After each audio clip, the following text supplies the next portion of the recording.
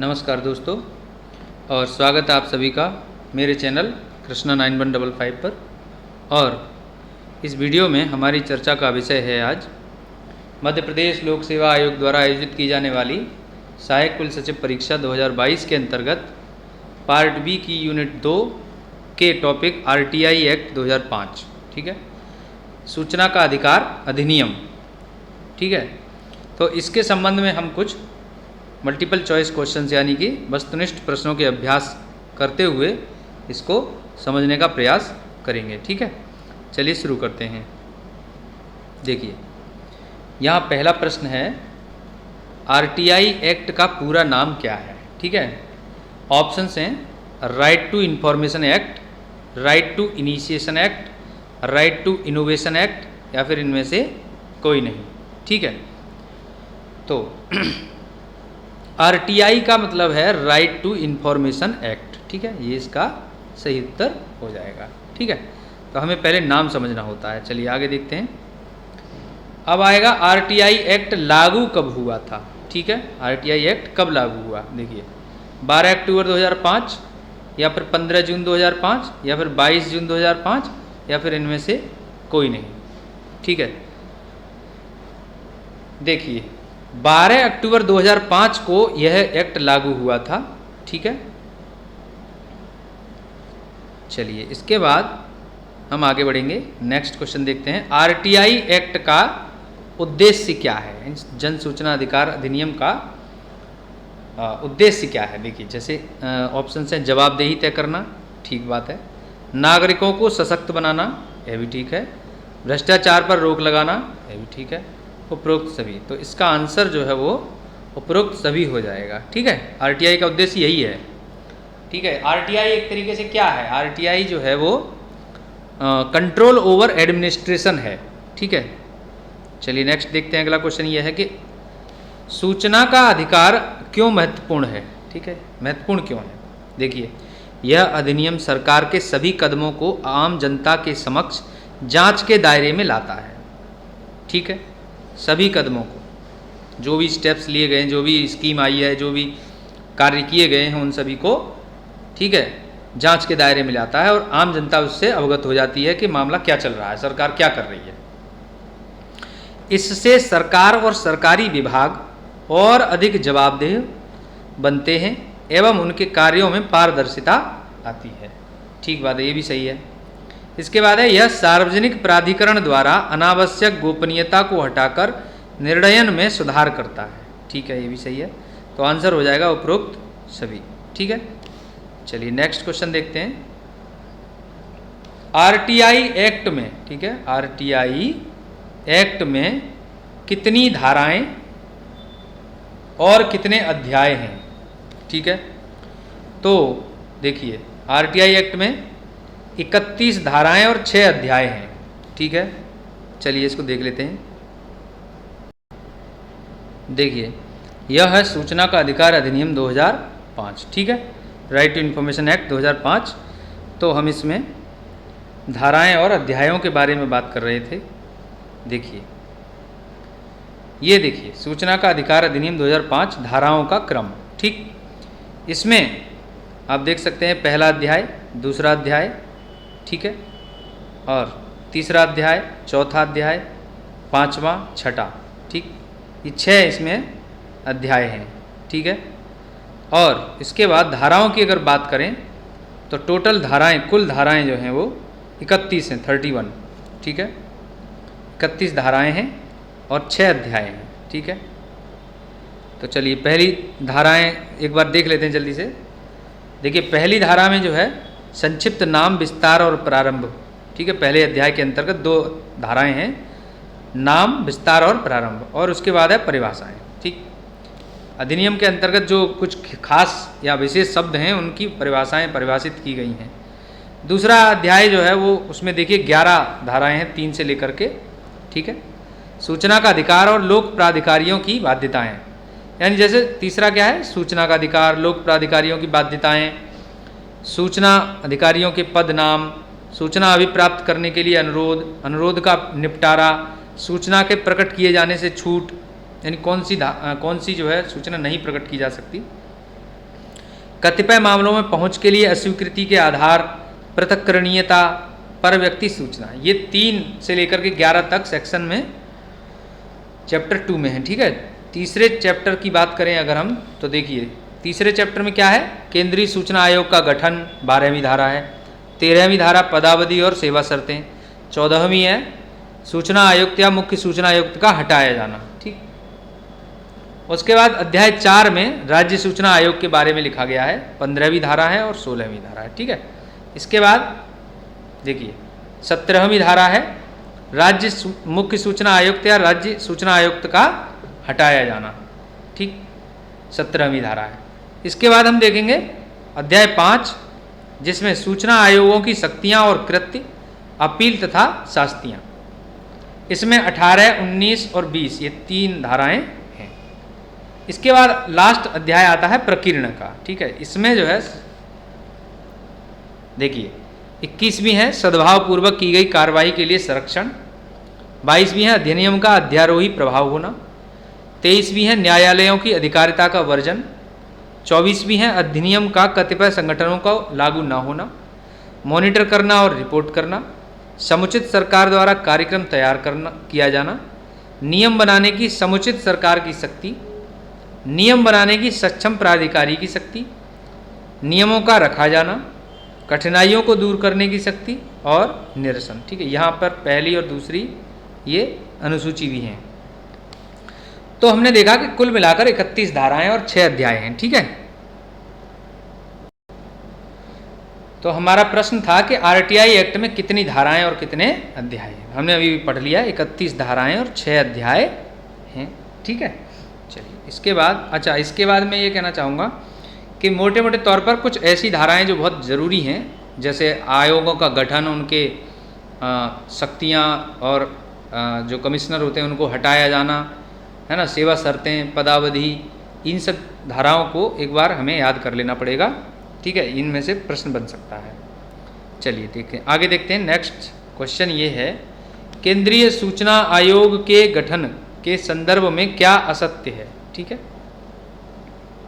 देखिए प्रश्न अभी मैं यही कह रहा था, यह आरटीआई एक्ट में अध्याय 3 में उल्लिखित है। ठीक, यह आरटीआई एक्ट में धारा 12 में उल्लिखित है। ठीक है, इसका मुख्यालय दिल्ली में है। ठीक है, या फिर इनमें से कोई नहीं। ठीक, तो असत्य बात पूछी है। ठीक है, तो कह रहे हैं आरटीआई एक्ट के अध्याय 3 में। ठीक है, तो हम देख लेंगे। देखिए मैंने अभी कहा अध्याय 3 में केंद्रीय सूचना आयोग के गठन का प्रावधान है और धारा 12 में है। ठीक, यही हम बात कर रहे थे। तो देखिए, तो यहाँ कथनों की बात करें तो असत्य कथन पूछा है, तो यही आंसर हो जाएगा। ठीक है, इनमें से कोई नहीं। ठीक, क्योंकि इसका मुख्यालय दिल्ली में ही है, केंद्रीय सूचना आयोग का। ठीक है, चलिए आगे देखते हैं, अगला प्रश्न देखते हैं। प्रश्न नंबर 7 कह रहे हैं, मुख्य सूचना आयुक्त, ठीक है, और सूचना आयुक्तों की नियुक्ति के संबंध में जो समिति बनाई जाती है उस समिति का अध्यक्ष निम्न में से कौन होगा। ठीक है, देखिए मुख्य सूचना आयुक्त की नियुक्ति तो राष्ट्रपति करते हैं, लेकिन उसके लिए एक समिति का गठन किया जाता है, और वो समिति का गठन करने का मामला यह है कि उस समिति का अध्यक्ष प्रधानमंत्री होता है। ठीक है, तो आंसर तो यहाँ प्रधानमंत्री हो जाएगा। लेकिन इस समिति में 3 सदस्य होते हैं।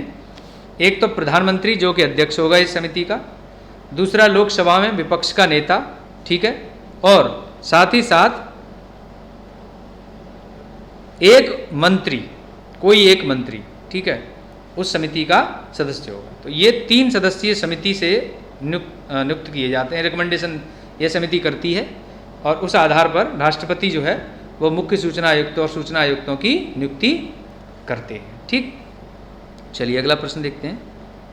प्रश्न है अगला 8, कह रहे हैं मुख्य सूचना आयुक्त की पदावधि के संबंध में क्या असत्य है। ठीक है, यानी टेन्योर की बात कर रहे हैं, कार्यकाल की। ठीक है, 5 वर्ष, 65 वर्ष, पुनर्नियुक्ति के लिए पात्र नहीं, या फिर उपरोक्त में से कोई नहीं। ठीक है, देखिए अब यहाँ देखिए बात यह है कि 5 वर्ष की अवधि के लिए चुना जाता है, ठीक बात है। 65 वर्ष की उम्र तक रहता है, ये भी ठीक है, और पुनः नियुक्ति नहीं हो सकती। ठीक है, तो ये सभी बातें ठीक लिखी हुई हैं, तो आंसर जो है वो हो जाएगा उपरोक्त में से कोई नहीं। ठीक है, ये असत्य कथन ढूंढना है। ठीक है, चलिए नेक्स्ट क्वेश्चन देखते हैं। क्वेश्चन नंबर 9 कह रहे हैं मुख्य सूचना आयुक्त या कोई सूचना आयुक्त निम्नलिखित में से किसे संबोधित करके अपना त्याग पत्र प्रस्तुत कर सकता है। अब देखिए, क्या वह प्रधानमंत्री को, क्या वह राष्ट्रपति को, क्या वह मुख्य न्यायाधीश को, या फिर इनमें से कोई नहीं। देखिए, मुख्य सूचना आयुक्त या कोई भी सूचना आयुक्त अपना त्याग पत्र राष्ट्रपति महोदय के नाम लिख सकता है। ठीक है, किसी भी समय, यह भी एक बात है। अगला क्वेश्चन देखते हैं। मुख्य सूचना आयुक्त या कोई सूचना आयुक्त के वेतन भत्ते एवं सेवा के संदर्भ में क्या आ सकते हैं। ठीक है, अब देखिए, मुख्य सूचना आयुक्त की सेवा शर्तें वेतन भत्ते वही होंगी जो भारत में मुख्य निर्वाचन आयुक्त की होती हैं। अन्य सूचना आयुक्तों की सेवा शर्तें वेतन भत्ते वही होंगे जो निर्वाचन आयुक्त, जो अन्य निर्वाचन आयुक्त उस कार्यालय में होते हैं, या मतलब जो उस ऑफिस के अंदर होते हैं, या फिर उपरोक्त दोनों, या इनमें से कोई नहीं। देखिए, यह बात ठीक है, उपरोक्त दोनों ही इसका आंसर होगा, क्योंकि ये जो बातें हैं वो बिल्कुल सत्य हैं। ठीक, हम देख लेंगे। देखिए, केंद्रीय सूचना आयोग की बात कर रहे हैं, तो 12 नंबर की धारा में इसका गठन होता है। ठीक है, केंद्रीय सूचना आयोग निम्नलिखित से मिलकर बनेगा। मैंने बताया था, मुख्य सूचना आयुक्त और 10 से अनाधिक संख्या में केंद्रीय सूचना आयुक्त जितने आवश्यक समझे जाएं। मुख्य सूचना आयुक्त और सूचना आयुक्तों की नियुक्ति राष्ट्रपति द्वारा निम्नलिखित से मिलकर समिति की जो सब सिफारिश होगी, जैसे प्रधानमंत्री जो अध्यक्ष होगा, लोकसभा विपक्ष का नेता, प्रधानमंत्री द्वारा नाम निर्दिष्ट संघ मंत्रिमंडल का एक मंत्री। ठीक है, अच्छा, इसके बाद पदावधि और सेवा शर्तों की बात कर रहे थे, तो देखिए, पदावधि और सेवा शर्तें। मुख्य सूचना आयुक्त उस तारीख से जिसको अपना पद ग्रहण करता है 5 वर्ष की अवधि के लिए पद धारण करेगा और पुनर्नियुक्ति के लिए पात्र नहीं होगा। परंतु यह है कि कोई मुख्य सूचना आयुक्त 65 वर्ष की आयु प्राप्त करने के पश्चात उस रूप में पद धारण नहीं करेगा। ठीक है, इसके बाद यहां पर सेवा शर्तों की बात कर रहे थे, तो देखिए, संदेह वेतन भत्ते एवं सेवा के अन्य निबंधन एवं शर्तें। ठीक है, देखिए, वही मुख्य सूचना आयुक्त की होंगी जो कि मुख्य निर्वाचन आयुक्त की हैं, और सूचना आयुक्त की वही होंगी जो अन्य निर्वाचन आयुक्त की हैं। ठीक है, तो यहां पर ठीक है, तो यह प्रश्न जो है पूछा गया था कि मुख्य सूचना आयुक्त या कोई सूचना आयुक्त के वेतन भत्ते एवं सेवा के संदर्भ में क्या सत्य है। ठीक है, तो ये आंसर हो जाएगा। अगला प्रश्न देखते हैं। देखिए, अगला प्रश्न है, आरटीआई एक्ट 2005 में राज्य सूचना आयोग के गठन के संबंध में प्रावधान है, किस धारा और किस अध्याय में। ठीक है, अध्याय 4 में और धारा 15 में, उपरोक्त दोनों या इनमें से कोई नहीं। ठीक है, तो देखिए,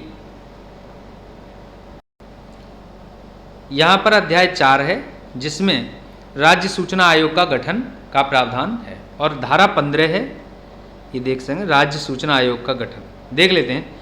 राज्य सरकार राजपत्र में अधिसूचना द्वारा सूचना आयोग के नाम से ज्ञात एक निकाय का गठन करेगी जो ऐसी शक्तियों का प्रयोग एवं कृत्यों का पालन करेगा जो उसे इस अधिनियम के अधीन सौंपे जाएंगे। ठीक, ये भी देख लेते हैं कैसे बनता है।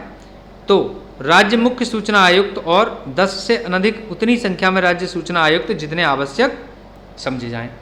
इसके अलावा राज्य मुख्य सूचना आयुक्त और राज्य सूचना आयुक्तों की नियुक्ति राज्यपाल द्वारा की जाएगी, और वह एक समिति के आधार पर की जाएगी, सिफारिश पर। मुख्यमंत्री जो इस समिति का अध्यक्ष होगा, जैसे केंद्र में प्रधानमंत्री हैं वैसे यहाँ मुख्यमंत्री होंगे राज्य में। विधानसभा में विपक्ष का नेता और मुख्यमंत्री द्वारा नाम निर्देशित किया जाने वाला मंत्रिमंडल का सदस्य। ठीक है, तो ये ऐसा मामला है। ठीक है, अब अगला देखते हैं। तो हम इस प्रश्न को कर रहे थे कि आरटीआई एक्ट 2005 में राज्य सूचना आयोग के गठन के संबंध में क्या है। ठीक है, तो ये दोनों ही सही है। इसका मतलब आंसर हो जाएगा 3 उपरोक्त दोनों। ठीक है, अगला प्रश्न देखते हैं, प्रश्न नंबर 12। देखिए, 12वां प्रश्न यह है कि राज्य सूचना आयुक्त की नियुक्ति किसके द्वारा की जाती है। ठीक है, तो हमने पढ़ा अभी अभी राज्य सूचना आयुक्त या राज्य के मुख्य सूचना आयुक्त की नियुक्ति राज्यपाल द्वारा की जाती है, ठीक है।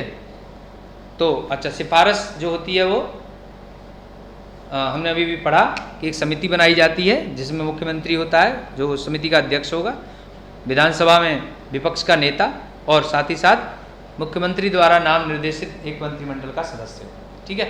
तो वो इस समिति के सिफारिश पर राज्यपाल उसको नियुक्त करते हैं, ठीक है। उसको मतलब राज्य सूचना आयुक्त या मुख्य सूचना आयुक्त। अगला प्रश्न देखते हैं, राज्य सूचना आयुक्त के वेतन भत्ते और सेवा निम्न में से किसके समान होते हैं? राज्य सूचना आयुक्त, यहाँ मुख्य सूचना आयुक्त की बात नहीं कर रहे हैं, सूचना आयुक्त की बात कर रहे हैं, ठीक है। तो राज्य के मुख्य सचिव के समान, भारत के निर्वाचन आयुक्त के समान, उपरोक्त दोनों या इनमें से कोई नहीं। अब देखिए, मुख्य सूचना आयुक्त की बात नहीं की जा रही है बल्कि सूचना आयुक्त की बात की जा रही है, ठीक है। तो देखिए, तो यहाँ पर जो राज्य सूचना आयुक्त की बात कर रहे थे कि संदेय वेतन और भत्ते सेवा की अन्य शर्तें, देखिए राज्य मुख्य सूचना आयुक्त की वही होंगी जो भारत के निर्वाचन आयुक्त की होती हैं, ठीक है। मुख्य निर्वाचन आयुक्त की बात नहीं कर रहे हैं, निर्वाचन आयुक्त की जो अन्य सदस्य होते हैं। और राज्य सूचना आयुक्त की वही होंगी जो राज्य सरकार के मुख्य सचिव की हैं, ठीक है। प्रश्न पर लौटते हैं। तो प्रश्न यह ही था कि राज्य सूचना आयुक्त के वेतन भत्ते किसके समान होंगे? जो राज्य होगा उसके मुख्य सचिव के वेतन भत्ते और सेवा शर्तों के समान होंगे, ठीक है। तो आंसर 1 हो जाएगा। अगला प्रश्न यहाँ पर देखते हैं। देखिए, प्रश्न यह है कि आरटीआई एक्ट के अनुसार अनुरोध की गई कोई जानकारी, ठीक है, कितने दिन में देने की समय सीमा तय की गई है? तो यहाँ पर बोल रहे हैं 15 दिन, 30 दिन, 2 माह या 30 कार्यकारी दिवस। देखिए, तो यहाँ जो समय सीमा की बात है वो 30 दिन की समय सीमा का मामला है। 30 कार्यकारी दिवस और ये 2 माह ये नहीं है, बल्कि 30 दिन में अगर किसी व्यक्ति को कोई सूचना चाहिए तो वो जिस दिन अप्लाई करेगा उसके 30वें दिन उसका मतलब इतने दिन में उसे जवाब मिल जाना चाहिए कार्यालय द्वारा, ठीक है। अगर ऐसा नहीं होता है तो फिर वो उससे ऊपर के प्राधिकारी को अपील करेगा, ठीक है। तो हम आगे देखते हैं। देखिए, इसके अलावा मैं आपको इसमें कुछ और फैक्ट्स भी बताना चाहता हूँ। देखिए, ये हैं chief information commissioner of India, ठीक है, यशवंत कुमार सिन्हा, ठीक है, सेंट्रल इंफॉर्मेशन कमीशन के हेड हैं और 7 नवंबर 2020 से पदस्थ हैं, ठीक है।